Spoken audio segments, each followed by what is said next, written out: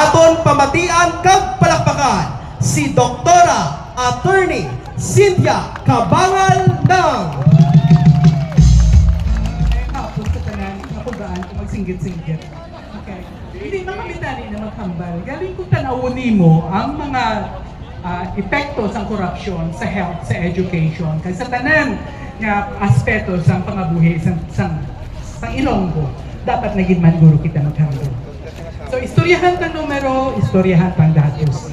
So, official gazette sa Pilipinas, ang GAA, naghambal, ang Iloilo City District Engineering Office, may appropriation niya 645 million para sa infrastructure diri sa syudad. Ang ginapamangkot subong, ano ang status sa mga proyekto sa Barangay Concepcion City proper, sa Santa Filomena, sa Mandurriao Market, sa multipurpose building, sa Stanza Esperanza, Balantang, kag Katilingban, kag sa sports complex sa Halandoni Memorial School. Ano na ang status sili? Idugang man dire ang flood control project along Buntatala Creek nga ginatudlo nga amo ang kausa nga nagasigi binaha sa Balantang, sa Lanit, kag sa Tagpang. Sa syudad naman, ang KKK nagahulat man gihapon sa mga dokumento parte sa waiting shed sa Katilingban nga halin ang presyo sa 798,000 nahimo na lang na 586,000. Nagnubo sang 26.5%.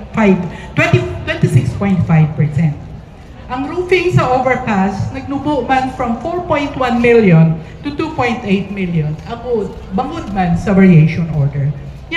May variation orders. Poor planning. Bantayan ta kung matapos giman ang roofing bangod sa 11 December, dapat tapos na ang roofing. Ang paglain sa presyo, matawag na ito nga small gains, pero big steps para sa mga pumululo. Ano naman ang sitwasyon sa probinsya? Nag-request ang Iloilo SP sa dokumento parte sa flood control project. Sakay, District Director Fruto. Kinisa-isa ko ang contents ng report. Nakita ko nga may mga duplications ng entries. So, ginwala ko na gindala sa analysis. Kung disregard mo ang duplication, sa cross-matching sa kay Fruto, nagahambal niya. Ang first district may ghost project nga balor 116 million. Ang bilog nga probinsya may defective project nga nagabalor sa 839 million. Ang first district ang may pinakamataas nga defective project sa 138 million. Ang second district ang may pinakanubo sa 9.7 million. Ang bilog nga probinsya may unfinished project according sa report sa DPWH nga 304 million. Pinakataas ang 5th district at 95 million. Ang 1st district ang pinaka-lowest at 9.7 million. Kabay pa ng investigasyon ng SP will call for accountability and the filing of necessary charges disregarding political alliances in their decision. Ang ginhambal ni Congressman Raul, bangod sa Napoles scandal, gindeclare nga ang almost 10 billion nga pork barrels sa Supreme Court nga unconstitutional. Pero kay kinahanglan mag-evolve kag mag-upgrade, may bag-una nga pamaagi para ma-circumvent ang layi kag padayon ang fiesta sa bulsa. Ini ginatawag na subo nga allocable. Ang formula sa allocation, ginahambal nga si Jose Cabral lang ang naka-insyente kung ano. Pero hambal niya gina-determinar ini sa term nga baseline, balance, and manage, or BBM. Or pwede man matawag nga budol, busog, makawat. Kahapon, ginrelease ang Philippine Center for Investigative Journalism ang report parte sa allocable. Naghambal na si Congressman nga number 1, si Sandro, kag si Romualdez. Diriya, ang aton allocable, may non-allocable man, free for all pork projects sa lawmakers, executive official, kag mga kontraktor. Hindi lang ini only rice, kundi only baboy pa. Okay? So, ano ang pinakadako nga allocable?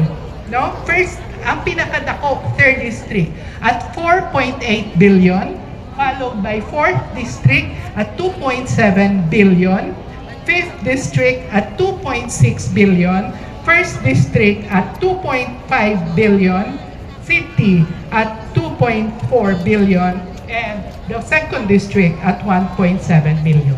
Remember, kada kongresista may 30 milyones kada tuig luwas sa allocable kag non-allocable. Last, ang DPWH website, as of September 23, nagahambal nga. Ang 1st District may ara at 29 ka-projects, total of 1.2 billion, pero ang accomplishment is 64%, 1 completed, 2 ongoing, kag 26 delayed. Sa 2nd District may 12, ang total cost is 638 billion, average accomplishment is 72, 2 kompleto, 2 ongoing, kag 8 ang delayed. Sa 3rd, may 22 ka-projects at 2.5 billion, 17.16 lang ang na-accomplish, delayed. Kag ang 71% of the known contractors are nag-corner sa project. Sa 4th District, may 12 at 852 million, 2 completed, 10 delayed. Sa 5th District, may araman. Kag sa Iloilo City, may 1.2 billion, 56.44, tanan delayed. And ang contractor, 41% Diskaya firm. Okay? Sa city. Sa katapusan, ang pamangko. Sino ang dapat manabat? Sila lang, hindi taya. Okay? Sino sila? DPWH, congressman, senador, executive, local officials, because even the vice president, because corruption takes all forms of shame and shamelessness. Corruption is systemic, systematic, and organic. Sino mabantay sa dapat bantay sang kabansang banwa? Kita. Bato-bato sa langit, ang maigo, manabang. Mayong hapon. Salamat yan.